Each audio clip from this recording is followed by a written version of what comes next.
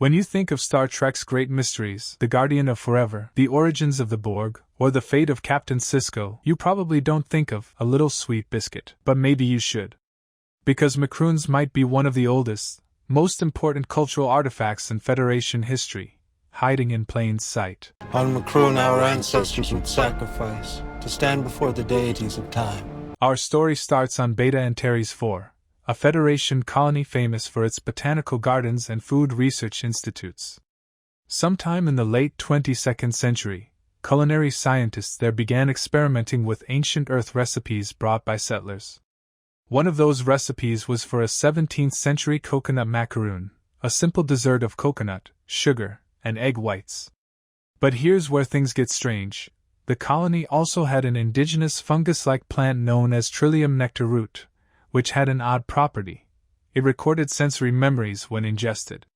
In other words, eating something infused with Trillium didn't just taste good, it made you remember the emotional state you were in when you first ate it. The scientists blended old Earth macaroon recipes with Trillium root, and the Makroon was born. At first, Makroons were just a novelty. But by the early 23rd century, they began to show up in Starfleet Academy mess halls. Why? Simple. The Trillium effect wasn't just sentimental, it was psychologically stabilizing. Cadets under high stress could eat a Makroon from home, and it would trigger calm, encouraging memories from happier times. Starfleet psychologists quietly approved their use for maintaining morale during long missions. By the time of the original series, Makroons were already considered a comfort ration, rarely mentioned in logs, but always stocked on long-haul ships. Here's the twist.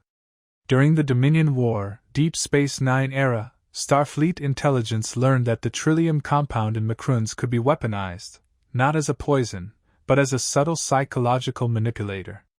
Ingesting specially altered Makroons could implant false sensory memories, influencing decision-making without the victim realizing it. Rumors persist that during the height of the war, both the Federation and the Dominion tried using Makroons for covert influence operations, though neither side has ever admitted it. In Star Trek, Picard, the bright blue Makroons served to Elna aren't just an aesthetic prop. What if they were a wink from the writers, a reminder that behind even the simplest snack, there's a centuries-long tale of science, emotion, and intrigue? Could it be that the Makroons are still quietly shaping diplomacy, morale, and even the course of history in the galaxy?